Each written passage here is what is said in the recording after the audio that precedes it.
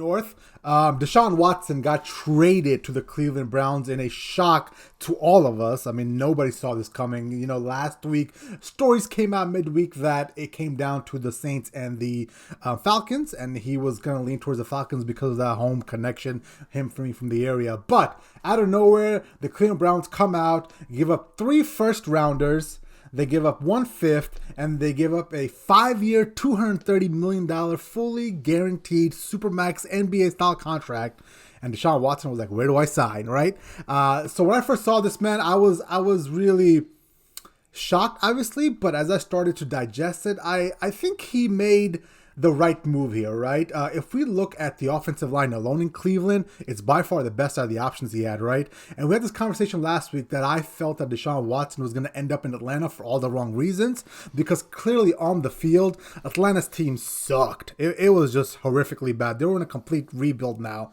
So if he went to Atlanta, it signaled to me he was going there for all the wrong reasons, whether it was off the field opportunities, marketing opportunities in Atlanta, which is like the Hollywood of the South. He grew up in the area. So it was a lot of like non-football related, reasons to go to Atlanta. But the fact that he chose Cleveland really reaffirmed my belief in him and that he's here to win it, right? Sure, the contract helps. I mean, $230 million, wherever you got that, you're going to go there, right? But when you start looking at the reasons behind it and the fact that they have Amari Cooper now and Don People-Jones and Njoku's on a franchise tag, you still got Kareem Hunt and Nick Chubb, and then you've got that all on that defense as well. That's a really nasty defense. So all in all, I think he made a great move.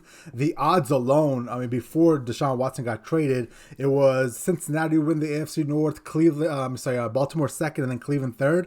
After that move, Cleveland went all the way up to the first spot. Cincinnati was second, and Baltimore was third. So I think it's a really good move. I think, and this is obviously just all based on how long he's suspended, I think they're going to squeak into the playoffs next year and maybe make some noise.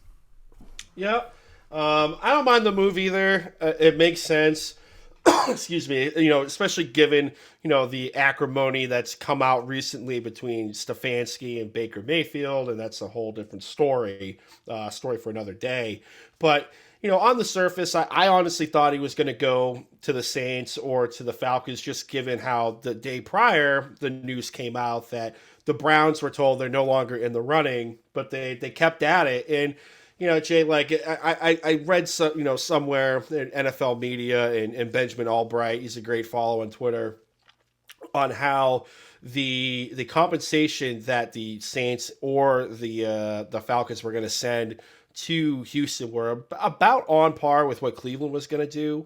But the big changing factor was when Watson's camp wanted to have a restructure of his contract and get guaranteed money. That, for some of the ownership folks and the general managers of the other teams involved, was viewed as a bridge too far, given the likely suspension possibility that's going to be coming out of Park Avenue from the commissioner's office. Well, Jimmy Haslam said, damn the torpedoes, we'll give you that new contract. We'll fully guarantee the $250 million.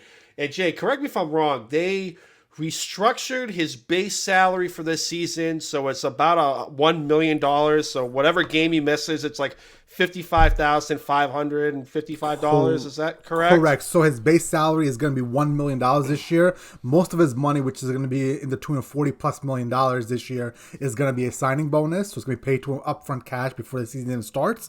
And the thought process is, depending on how many games he misses, they'll mitigate his losses from his salary, right? So if it's only $55,000 per game, 4 games, that's $200,000, which is a drop of which is like a tiny amount for somebody that rich, right? So it's not the fact that they went out and traded for him and they gave him this massive contract. They're bending to his will. Like, some people can see this as like, wow, do they really not have that much faith in what those 22 women are saying? And it's kind of disrespectful in a way. It really is that, all right, he'll be suspended, but he won't really feel it out of his pocketbook, right? At the end of the day, everything hurts when it's your money that's being taken away from you, and that's the ultimate get back at you if you're a player.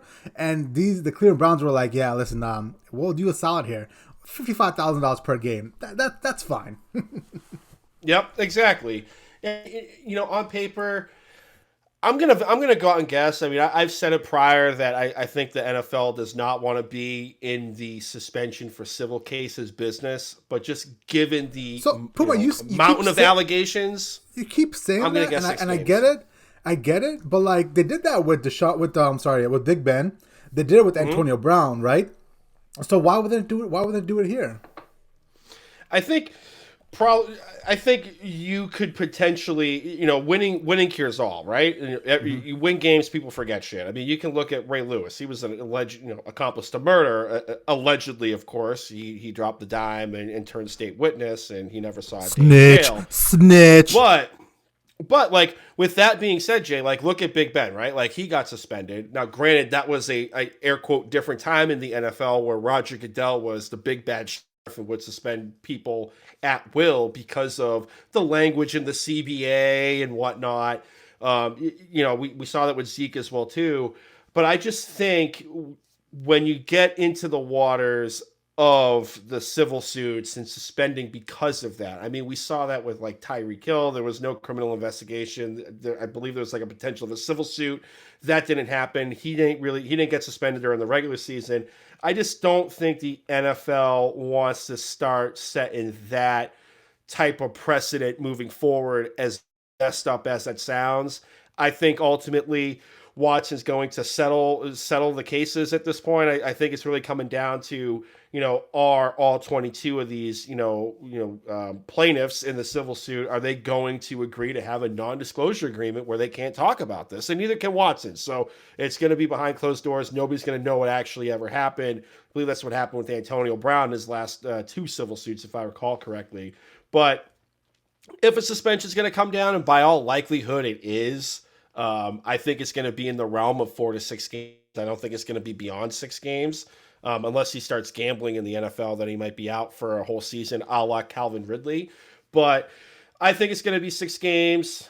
Going to be interesting moving forward for like precedent and whatnot. But that's kind of where I think the line of demarcation is. And Jay, let's play this game. Like he gets suspended 6 games.